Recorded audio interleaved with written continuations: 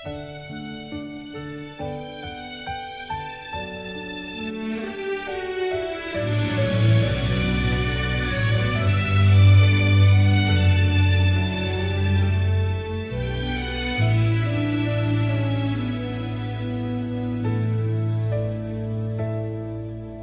isang agila ng Pilipinas, Inday Sara Duterte ang pangalan.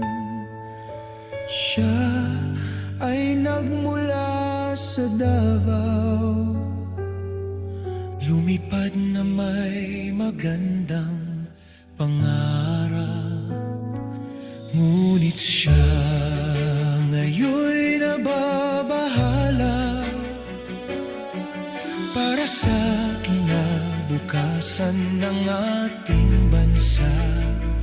Nangangamba't nananalangin para sa ating bayan,